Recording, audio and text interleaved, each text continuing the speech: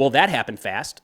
So Syrian opposition forces earlier today just captured Hama, the fifth largest city in Syria, just a couple days after they surprisingly took Aleppo. Look, when Aleppo fell, there were a lot of people saying, I guess the opposition forces were better equipped and better organized than people gave them credit for. Maybe the Syrian regime forces weren't all they were cracked up to be. But then Aleppo fell very quickly, to a lot of people's surprise, and they haven't stopped. In fact, there's a lot of arguments that we're going to get into today that HTS actually has a lot of momentum, and there's no indications they're going to be stopping anytime soon. I mean, it was barely 24 hours ago, rumors started to emerge that Hama might be in the sights of the Syrian opposition forces, and wake up this morning, just like that, Hama has fallen. Now, in today's video, there's a couple things we're going to get into. First, why the momentum is on the side of HTS, or Hayat Tahrir al-Sham, led by a man named Jolani. We're going to get into some of his details and why that organization is believed by some to be moderating its stance, but fingers crossed there. We're going to look at some of the captured equipment by HTS during the course of these operations, as well as Assad forces giving up and his allies not stepping in to back up his regime. And then finally, we're going to wrap up with some key items to keep an eye on here in the next few days and weeks. Now, starting out, I'm going to move over to a map update here. This is Live UA Map. It's a publicly available resource, and I thought it could be beneficial to start the video out here to give you an idea of some of the areas we're talking about during the course of this ongoing war. So again, a couple different looks here. We've got all of Syria, Damascus down here, the capital where Assad is located in the southwestern portion of the country. As a bit of an overview, the red here is Syrian-controlled territory, so Assad regime forces or Assad's allies, Russia, Iran, Hezbollah, things like that.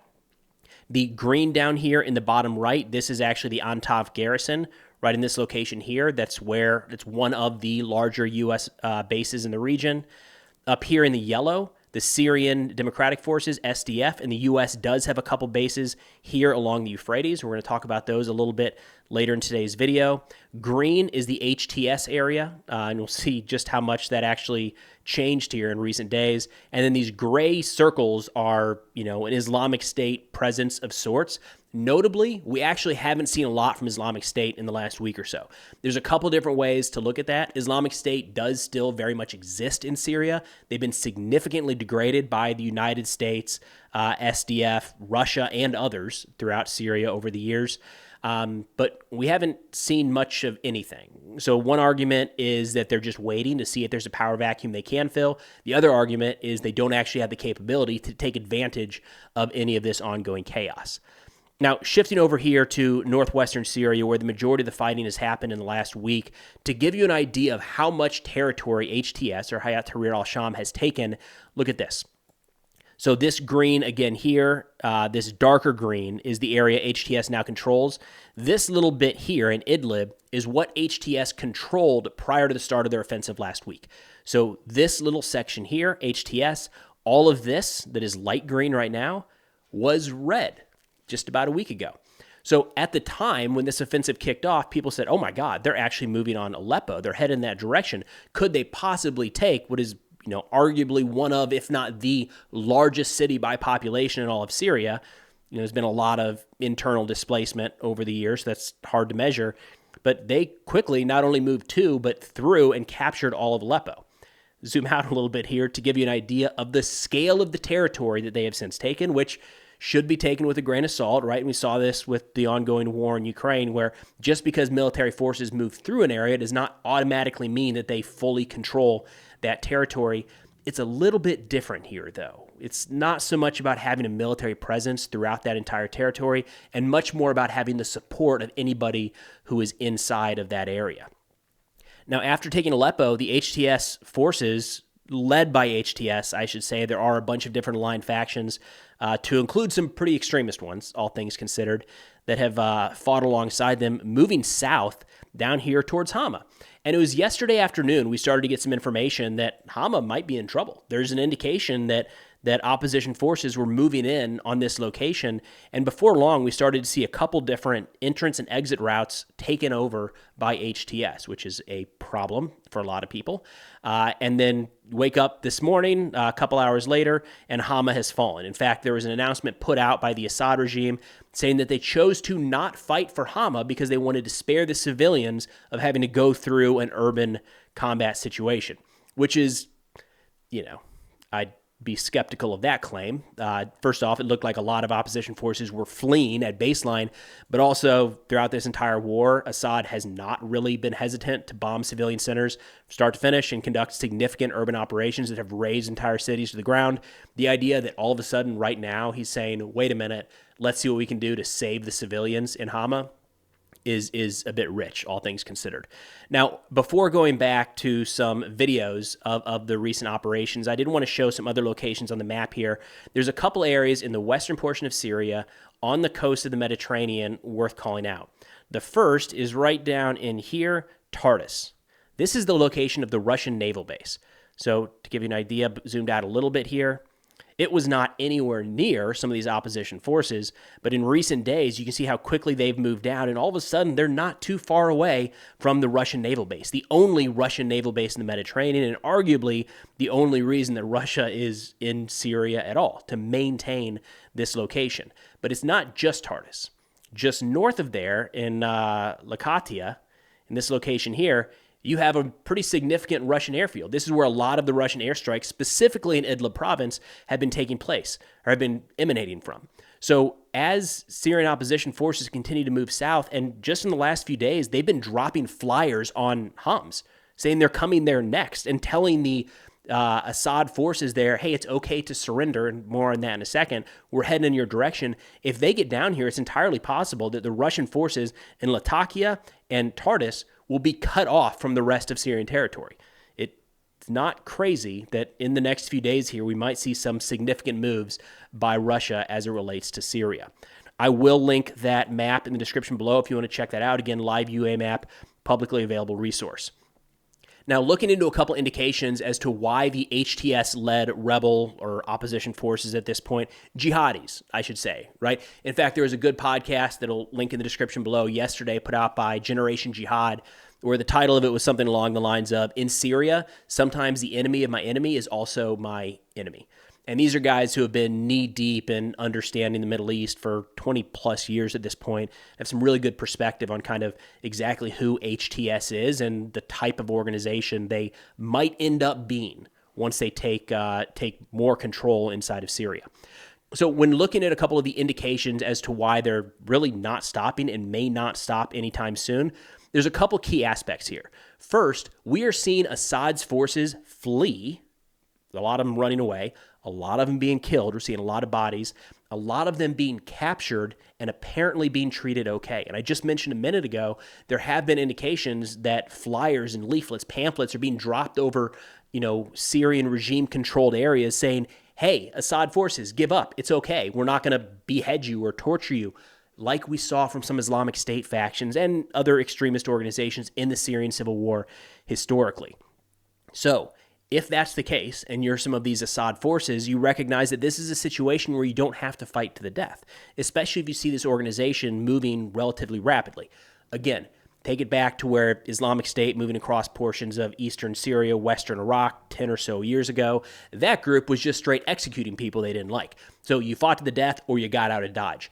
Right now, it looks like HTS is providing alternative options to the Assad regime forces, telling them you can surrender and you, at the very least, won't be tortured and killed. And I should note there have been a few videos and pictures coming out suggesting that there have been executions at various points throughout this war, which is unfortunately kind of expected in this conflict. Never a good thing, never should be normalized. We have seen it a lot here, but nowhere near the degree that we've seen in past offensives. So HTS is making a big push right now to say, we are humane, we're going to treat everyone equally, and they've put out messages to Kurds, Christians, and other ethnic minorities saying we are going to create a coalition inside of Syria after this is all done, and Jolani has actually urged his forces to not carry out any sort of vengeance killings when they move into new areas.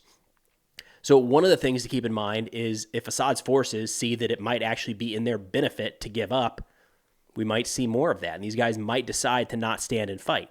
And this is something that we saw to a degree in Afghanistan as the Taliban began to take over. These are people that live in the country, and they recognize that after this fighting is done, whatever shape it takes, they're still going to be living there. So you're going to see a lot of people that maybe aren't extreme in the Assad camp. They just happen to be in this location when the civil war kicked off and decide it's in their interest, in their family's best interest to maybe just lay down their arms or maybe even join whatever group is pushing back against Assad because it could set the stage for a better future for them and their families. Something to keep in mind. We're going to see, and probably already have seen to a degree, some change in alliances. Now, another big aspect here during the HTS offensive is the equipment that they're capturing. We're seeing military bases, Syrian military bases being overrun. There was a great video here of a sand table or a terrain model. I don't think this was in Hama. I think it was a little further south.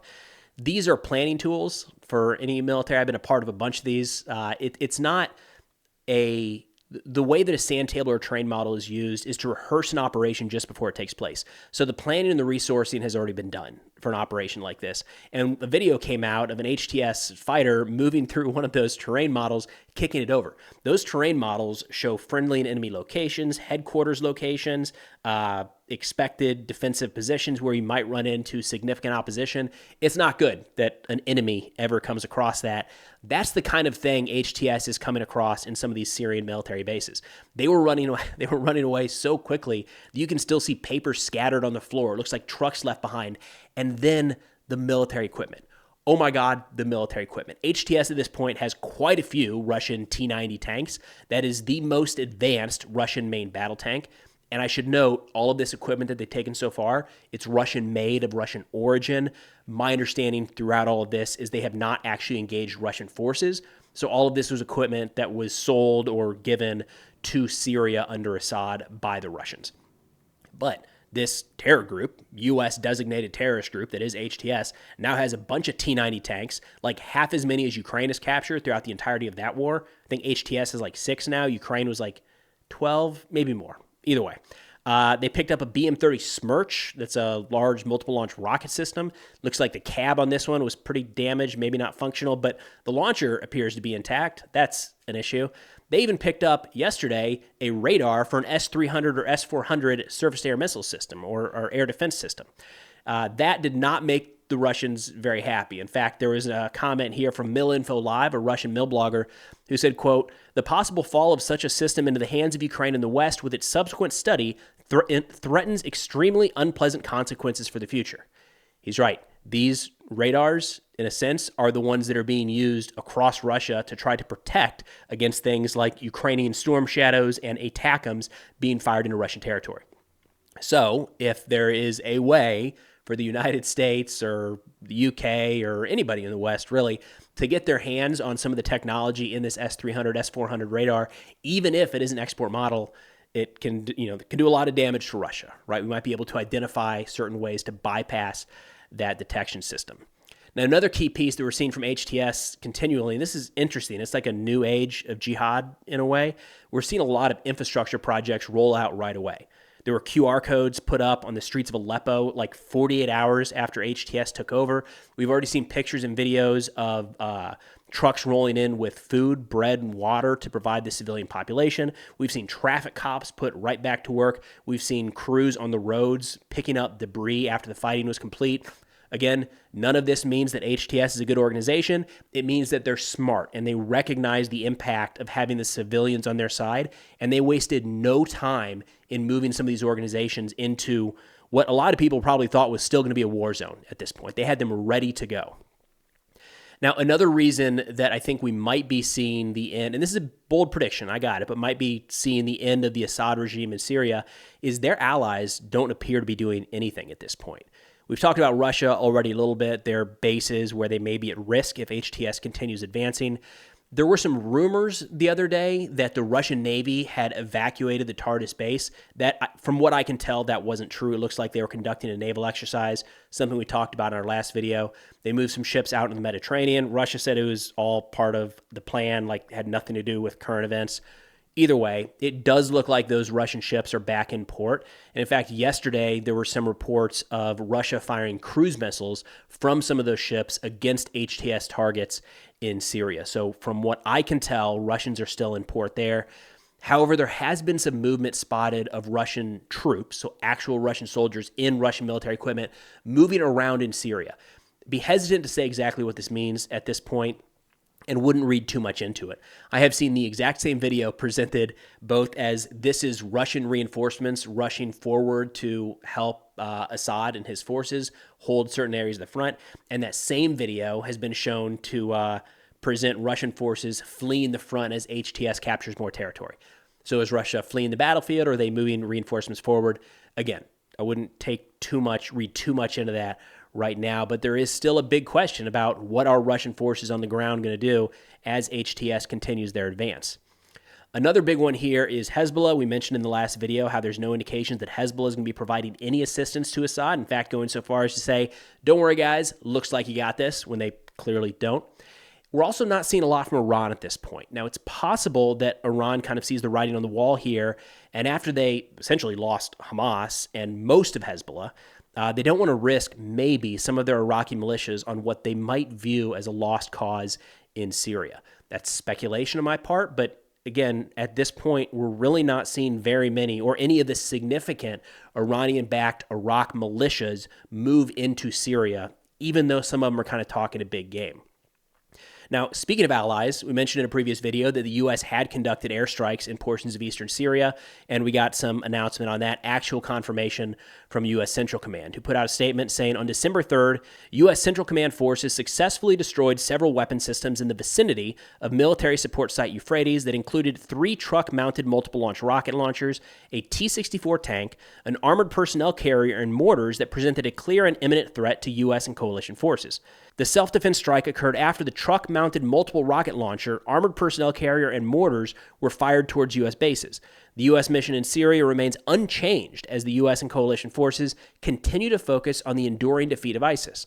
Thought it was notable that they called that out. The mission set has unchanged. In fact, they kind of hammered on that in the closing sentence, saying, quote, "The ongoing support of regional partners and operations in Syria are unrelated to recent events in northwest Syria. CENTCOM forces continue to monitor the situation and remain in constant communication with our other forces in the region as the situation develops." So that's generally in line with what we talked about in the previous video, saying I'd be surprised if all of a sudden the U.S. is providing close air support for some sort of SDF-backed operation against Assad forces in northeast Syria. At least according to the U.S. statement here, that's not what happened. It was a self-defense strike, as some of these, whether they're Assad and the U.S. didn't call out exactly who it was that fired, but the U.S. saying they were conducting self-defense strikes. Tanks, rocket launchers, mortars moved into position, fired towards U.S. positions, and they were met with a response. Now, one of the big question marks in all of this is, what is HTS going to be like if they eventually end up in charge of all of Syria or a significant portion, which is looking more and more likely by the day. And I think it's worth looking at their leader, Jolani, who's put out quite a few statements recently. Yesterday, he made a public appearance and stated that, quote, "Syria will be governed by a transitional body and that HTS is considering dissolving itself to enable the full consolidation of civilian and military structures into new institutions reflecting the diversity of Syrian society."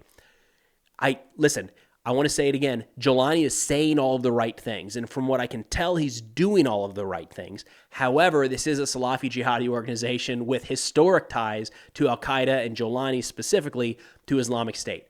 However, I do think that he's evolved and understands the right way to message to the West to maybe get the United States and others to kind of leave him alone, if you will. Jolani went on to say, quote, "I announce to you that your Mujahideen brothers have begun to enter the city of Hama in order to cleanse this wound that has lasted for 40 years. I beg you that this victory will be without revenge and merciful." These are big statements. Again, and by and large, we are seeing that play out on the ground. He also sent a message over to Iraq. And we mentioned just a minute ago how one of the major questions is Iran going to send in these militias in? And his message to the leadership in Iraq said, quote, "We urge Iraq, under Ms. al-Sudani's leadership, to distance itself from the situation in Syria, just as it distanced itself from the Iran conflict. The Syrian revolution is focused on reclaiming rights from a criminal regime, not on Iraq. We hope to establish stronger relations with Iraq after Syria's liberation. We urge Mr. Mohammed Shia al-Sudani and the Iraqi government to prevent the Iraqi Popular Mobilization Forces from getting involved in the conflict in Syria. It's pretty diplomatic, all things considered, right? You think about it from the Iraq government's perspective, they're kind of having to choose here, depending on how much pressure they're getting from their Iranian allies, all things considered, especially when looking at the Popular Mobilization Forces. But nonetheless, Jolani is kind of showing some diplomatic skill, right? Addressing these people, saying, we want to be allies with you. This has nothing to do with you. Can't wait to form a stronger relationship after we get rid of this criminal that is Assad. Now, there were a few notes in an article that I thought was interesting from the Middle East Eye, talking about what we might be able to expect from HTS if they end up in charge of a large portion of Syria. Ayman Jawad al-Tamimi, an expert on hardline groups in the Syrian civil war, said, quote, HTS is a Salafi organization that is national-oriented. It is not trying to form a caliphate like Islamic State or Al-Qaeda, adding that such transnational groups do not believe in the concept of a nation-state. So it's different. And I understand the desire to want to group HTS in with Al-Qaeda and Islamic State, and there certainly have been connections there in the past. Jolani, for instance, stood up the original Al-Qaeda branch in Syria, and he came over and helped Baghdadi form Islamic State in portions of Syria. However, it does look like HTS is a reinvented version, if you will. In fact, HTS is actually governed for a little while in northwestern Syria, in Idlib province, so we can, to a degree, look at how they might govern a larger portion of Syria. And in Idlib, historically, they say there has been a mixing in genders in shopping centers and restaurants, something that was not permitted under previous kinds of opposition rule in northwest Syria. The Salvation Government, which was an entity stood up by the HTS, does, however, impose gender segregation in schools. According to researchers, HTS has sought to distance itself from more rigid forms of Islamic rule associated with previous iterations of the group, including the use of punishment such as flogging and stoning. Jolani previously remarked, quote, governance should be consistent with Islamic Sharia, but not according to the standards of Islamic State or even Saudi Arabia. And then Tamimi said, quote, HTS does not believe in democracy. It's a one-faction hegemonic approach where other factions accept them as the leaders. And that is a little bit of something we're seeing from Jolani and HTS as they continue their move across Syria. A lot of inviting other groups to kind of join their cause and reaching out to groups like the SDF and the Kurds and saying, our fight is not with you, our fight is with Assad. So whether or not he's actually pulling them into the fold quite yet, he's making clear that he has no intention to go after some of these other groups. All worth watching play out, and hopefully the big picture, it ends up being okay for the innocent civilians on the ground in Syria. Now, a couple things I think are worth keeping an eye on here in the next couple days and weeks. First, let's continue to keep an eye on the treatment of regime forces. Right? Of course, we want to make sure that the civilians are treated well in any situation, but if there's more videos and pictures coming out showing that HTS is treating the regime forces well, or at the very least not executing and torturing them, you're probably going to see more and more of them lay down their arms and say it's not worth it. That could be huge, and that's the kind of thing where this war, similar to what we saw in Afghanistan, it could be going pretty quick, and then just all at once, an entire portion of the country falls. So we got to watch that. The pace of advance for HTS right now is a little bit much. I would normally expect it to slow down. It's hard for any military organization to keep up this rapid of an assault, especially somebody like HTS that it's not like they would have had the time to really train long-term expeditionary operations, if you will, like this. However, they are kind of operating inside of their own territory, right? They're not necessarily in foreign country. So we'll see. That is something I'm watching. The Iranian militias, and when and if they move into Syria at all, again, maybe right now Iran sees the writing on the wall and is deciding not to, sacrifice more of their fighters that they have in Iraq for the Syrian regime if they think that Assad might be on his way out. If they do move in to Syria, it'll be interesting to see if they push north to try to take on HTS, or if they're moved down to Damascus to try to essentially solidify Assad's rule just around the capital.